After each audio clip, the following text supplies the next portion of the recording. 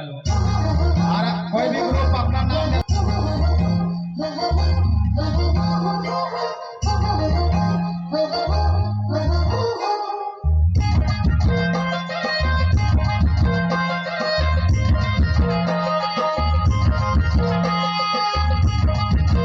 अभी हम मौजूद है रामगढ़ जिला के मांडू प्रखंड अंतर्गत कर्मा बलिया में, और यहाँ पर आज सरहुल महोत्सव को लेकर खासा उत्साह देखी जा रही है। जिस तरह से पूरे झारखंड में किस तरह से आदिवासियों को संदेश देना चाहते हैं। देखिए, आज का जो सरहुल है, हम लोग तो सरहुल अप्रैल महीना से चालू हो जाता है और लास्ट 30 अप्रैल तक कार्यक्रम लोग ग्रामीण इलाका में करते रहते हैं। और सरहुल का संदेश देने के मतलब है पर्यावरण को संरक्षित रखना। आदिवासियों का मूल त्यौहार, मुख्य त्यौहार के रूप में सरहुल मनाते हैं और इसके माध्यम से पर्यावरण पर चिंतन मंथन करते हैं। उसको कैसे बचाया जाए, अधिक से अधिक कैसे पेड़ लगाया जाए जिससे हमारे खेतों को पानी मिले। यही संबंध में आदिवासी लोग इस पर विशेष पूजा अर्चना करके चिंतन मंथन करते हैं। आज जिस तरह से पूरे झारखंड में प्रकृति महापर्व को लेकर के लोग जगह जगह पर जो है सरहुल महोत्सव मना रहे हैं, और सखुआ का जिस तरह से आज अभाव देखा जा रहा है। प्रकृति पूजक होने के नाते आदिवासी समाज पेड़ पौधों की पूजा करती है, और सरना में कहीं ना कहीं आज सखुआ पेड़ नगण्य होते जा रहा है। क्या इस पर पहल की जा रही है आप लोग के द्वारा? इस पर पहल की जा रही है। अभी तो पहले के लोग, हमारे पूर्वज लोग प्राकृतिक के रूप में पूजते थे। वो सखुआ हो या तमाम जो भी पेड़ हो, डायरेक्ट उनसे लगाव रखते थे।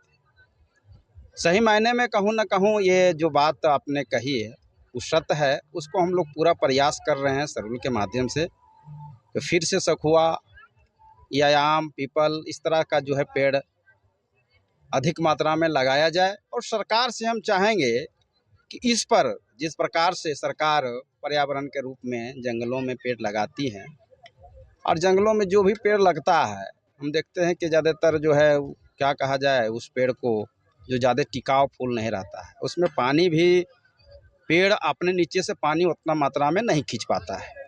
और ये जो पेड़ है जिसको हम लोग बोलते हैं सरना, जिसको हम लोग बोलते हैं सखुआ के नाम से जाना जाता है, इसके अंदर में ये शक्ति है कि आप देखिए, इसका फूल का भी आप सेवन करिएगा तो शारीरिक रूप से दुरुस्त रहिएगा, एकदम शरीर मजबूत रहेगा, निरोग रहेगा। उसका फूल जो हम लोग सब्जी के रूप में आदिवासी लोग उसको इस्तेमाल करते हैं। दूसरा चीज़ है उसके अंदर में जो एक धूमन का हमने बात किए थे। एक धूमन भी बहुत अच्छा चीज़ है जिसको लोग क्या कहा जाए, अगर घर में किसी प्रकार से वायरस अगर होता है तो उसको अगर शाम सवेरे जलाने से वहाँ वो घर शुद्ध और स्वच्छ रहता है। तो सरकार से हम मांग करते हैं कि जो पर्यावरण में हज़ारों करोड़ रुपया अगर आप खर्चा कर रहे हैं, थोड़ा सरहुल को भी अगर सरकार के द्वारा अगर मदद किया जाए तो हमारे तमाम सरहुल के प्रेमी आदिवासी भाई लोग स्वाभाविक रूप से ये सखुआ पेड़ को अधिक से अधिक मात्रा में लगाएंगे और पेड़ को भी अधिक मात्रा में लगाएंगे। थोड़ा मदद की आवश्यकता है और मिल जाए तो हम लोग इस पर आगे बढ़ेंगे। क्या नाम है? मेरा नाम नरेश मुंडा है और आदिवासी समाज का एक समाज सेवी हूँ। इस सृष्टि में अगर सृष्टि को बचाए रहना है तो जल जंगल जमीन को आपको बचाए रहना ही होगा। और खासकर हमारे जिस रफ्तार से अभी नए नए टेक्नोलॉजी के माध्यम से रोड बन रहे हैं और रोड बनने के एवज में बहुत सारे पेड़ों की कटाई हो रही है, और आप देख रहे हैं कि इन बहुत सारे समस्याओं को आने से हमारे आज पूरे विश्व में ग्लोबल वार्मिंग, ग्लोबल कूलिंग की समस्याएं उत्पन्न हो गई हैं।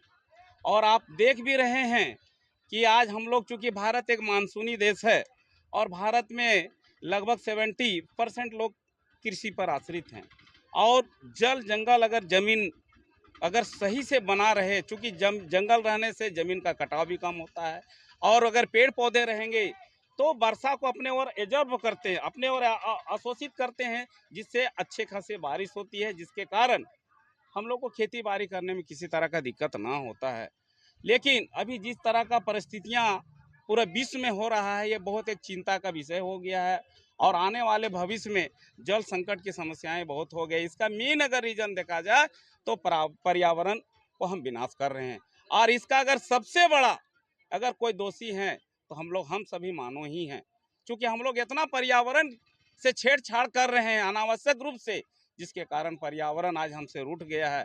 और इसी के भरपाई करने के लिए हम लोग पर्यावरण को बचाने के लिए, और हम लोग का ही तो बाप दादा पूर्वज से ही रहा है कि ट्राइबल लोग सरहुल का पर्व मनाते आ रहे हैं। कोई ये नया बात नहीं है, ये आप लोग से भी छिपा हुआ नहीं है।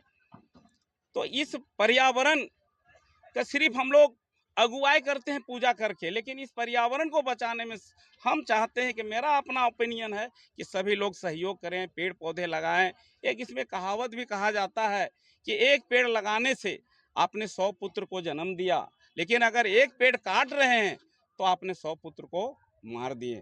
तो यह संदेश हम जन जन तक पहुंचा रहे हैं कि आप अगर एक पेड़ अपना यूज कर लिए या किसी तरह वो सूख गया, गिर गया, तो उसके एवज में 5 से 10 पेड़ लगाएं। इससे कम से कम पर्यावरण में जो हानियां हो रही हैं या पर्यावरण में जो जंगल का जो परसेंटेज घट रहा है, वो परसेंटेज आपका बना हुआ रहेगा।